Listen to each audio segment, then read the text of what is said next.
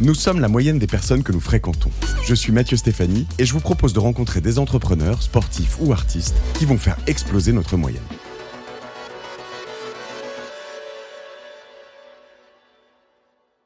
Mais la révolution de l'étalon or digital avec Bitcoin, c'est une chance extraordinaire pour l'Afrique. Moi, j'ai grandi en Tunisie, et c'est le cas dans beaucoup de pays. Quand vous avez une monnaie locale qui se déprécie constamment face au dollar et autres, vous n'avez pas accès à des moyens d'investissement en bourse ou autre, c'est très difficile d'avancer, que ce soit à niveau personnel ou à niveau de votre société. Imaginez maintenant que je vous donne une monnaie digitale comme le Bitcoin, qui est l'asset qui a le plus performé dans les 15 dernières années, qui est en train d'être adopté par les grands pays, les banques centrales, les institutions, et je vous donne accès à ça. C'est une chance extraordinaire. Mais alors là, les gouvernements, ils sont pas tout à fait d'accord avec toi. Je veux dire, en Tunisie particulièrement, tu veux le contrôle de ta monnaie, ils sont très défiants. C'est une notoriété assez publique quand tu travailles là-bas. Certaines personnes me disent que c'est pas vrai, dont mon super expert comptable Skander Bousnina, si vous cherchez un super expert comptable à Tunis, mais que de sortir de l'argent de Tunisie quand tu as une boîte qui performe pour la renvoyer en Europe, c'est compliqué. Non, mais je suis bien placé pour le savoir.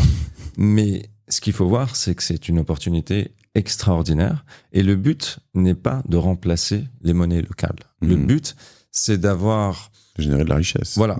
Comme dans les grands pays du monde, vous avez des réserves en or qui sont stockées par les banques centrales, et ces réserves en or servent à stabiliser la monnaie.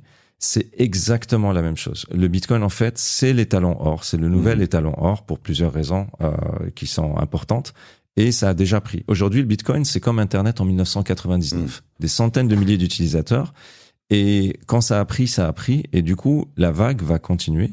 Et juste un point qui est très important et que peu de gens ont compris, c'est que ça se marie très bien avec les énergies renouvelables. Donc, si on prend le cas de l'Éthiopie, par exemple, l'Éthiopie a fait un grand barrage électrique, donc hydraulique, hydropower, et elle monétise ce surplus d'électricité qu'elle génère par la monétisation et le minage de Bitcoin. Et du coup, le Bitcoin, en fait, ça permet de rentabiliser les investissements en énergie renouvelable. Donc, même si on a une approche, je dirais, très conservatrice, c'est un moyen de financer le futur. Et le futur, c'est l'énergie propre, bon marché, meilleur que le pétrole et le gaz. Et donc, de ce point de vue-là, en fait, c'est juste rationnel et logique, quelle que soit notre opinion, a priori. Super intéressant. Donc, il y a vraiment tout un lien possible. Si je voulais le creuser très loin, on va peut-être être trop deep là-dessus, mais on pourrait se dire que ça arriverait quand même, sachant que le Bitcoin est lui-même énergivore, peut-être un serpent qui se mord la queue avec du Bitcoin qui consomme de plus en plus, donc du besoin de plus en plus d'énergie. Donc, tu vois ce que je veux dire ? Non, en fait, le feedback, le retour est positif. Et l'un renforce l'autre. Ça serait vrai, ce que tu dis, si les ressources énergétiques étaient limitées. Or, le passage au renouvelable, ça veut dire en fait une ressource en énergie qui est illimitée. Oui. Je donne un exemple sur le solaire. En 2026, on aura plus de production électrique propre du solaire que l'intégralité des centrales nucléaires du monde entier. C'est quelque chose de colossal. Aujourd'hui, le solaire, c'est en train, comme l'IA en fait, c'est une vague exponentielle qui aujourd'hui a déjà passé le seuil critique où elle s'auto-accélère, c'est-à-dire que la force de marché, comme c'est moins cher à produire que le charbon, le pétrole, le gaz, on va y aller à fond. Et du coup, c'est une opportunité extraordinaire. Et donc, en fait, l'IA, on a passé un seuil critique dans cette vague exponentielle. Le seuil critique, c'est on atteint les compétences humaines. Le renouvelable, le seuil critique, c'est que c'est moins cher à produire et c'est propre en plus et c'est illimité par rapport au pétrole, charbon et gaz. Et dans le cas des monnaies digitales et de l'étalon or Bitcoin, aujourd'hui, l'étalon or Bitcoin, il est utilisé par autant de personnes que l'Internet en 99. Il est adopté par les grandes institutions. Donc, on a passé le seuil critique. Donc, en fait, c'est 3 vagues exponentielles. Et quand j'ai creusé le sujet, j'ai regardé, est-ce qu'il y a quelqu'un qui réfléchit à ces questions, et notamment dans leur impact sur le développement, et personne n'y a réfléchi. Et donc, si on marie les 3 ensemble, qu'est-ce qui se passe ? C'est un truc génial.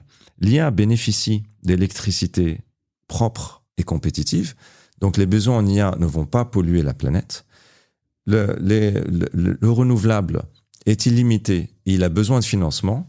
Et ce besoin de financement, comment on le fait? C'est à travers le minage de Bitcoin. Parce que vous créez des Bitcoins peu chers, vous pouvez soit les revendre sur le marché à un bénéfice immédiat, donc faire du Bitcoin mining en Afrique, ça va peut-être coûter $50,000 pour une pièce, mais vous la revendez à $100,000 sur le marché, donc vous créez de la richesse immédiate. Ou vous pouvez même faire mieux, vous pouvez garder cette richesse dans un stock comme un stock national d'or. Ça a déjà été fait. Le Bhoutan, par exemple, le pays dans l'Himalaya à côté du Népal, ils ont énormément de ressources hydrauliques. Et donc, eux, ils ont fait du minage de Bitcoin, mais ils ont gardé ces Bitcoins. Ça leur a coûté environ 2-3% du produit du PNB, intérieur brut, du PIB. Et aujourd'hui, ça représente 30-40%. Et donc, ce que je suis en train de dire, c'est qu'on peut développer ces richesses-là d'une manière où, finalement, vous n'avez besoin d'aucun financement d'État ou d'aucun financement public, uniquement d'incitation fiscale pour que les privés arrivent. Et si vous faites les trois en même temps, c'est génial parce que, du coup, vous allez bénéficier des feedback loops positifs. C'est ce que devrait faire l'État français, en fait, de coller des fermes de Bitcoin à côté de centrales nucléaires. Peut-être que ça nous sortirait de notre déficit. Oui. Non, mais il y a des idées qui sont des idées de bon sens, qui sont simplement où va le monde, pourquoi il va là-bas, et est-ce que ça va continuer? Et quelle que soit son opinion, je dirais, politique ou théorique sur le sujet, si j'ai de l'électricité propre que je vais jeter à la poubelle parce qu'il n'y a pas une utilisation sur le réseau aujourd'hui, mais que je pourrais la monétiser, que ça s'appelle Bitcoin ou ça s'appelle ce que vous voulez, c'est une richesse pour moi et pour mon pays. Tu as acheté des terres à Tataouine? Non, tu vas pas te faire des grandes fermes de photovoltaïque du coup en Afrique, toi? Je suis déjà très occupé avec un sadique, mais justement, en fait, je pense que là, il y a plein d'idées de start-up, il y a plein d'idées de projets, et j'espère effectivement, on commence à voir beaucoup de fermes voltaïques à Tataouine et autres. Je commence à voir des projets qui sont intéressants, mais pour moi, ces enjeux sont tellement importants que c'est pour ça que j'ai décidé d'écrire sur le sujet. Donc, je suis un expert en IA, je suis aussi un entrepreneur qui a démarré en Afrique et tout, donc ce que je te décris là, finalement, je l'ai vu nulle part. Or, c'est une telle importance et c'est une telle opportunité que j'ai dit, tu sais quoi, je vais donner toutes les idées. On verra ce que ça donne. Voilà, en essayant d'être utile et dans tout mon parcours, en fait, être utile, ça a toujours été, la direction qui me guide, qui m'intéresse, etc. Et donc, j'ai pas peur de foncer sur ce genre de sujet. En tout bon polytechnicien que tu es, il y a beaucoup de chiffres, beaucoup de graphiques aussi. Donc c'est très documenté. Donc mais si ça vous intéresse. Ouais, je vais te le résumer en 15 secondes. La beauté de la situation, c'est qu'avec l'IA qui donne tous ses agents, avec le renouvelable qui n'a pas de limite, qui peut absorber les besoins de l'IA, les besoins du minage et le développement économique, et une monnaie étalon or très forte, tu as une opportunité qui est historique.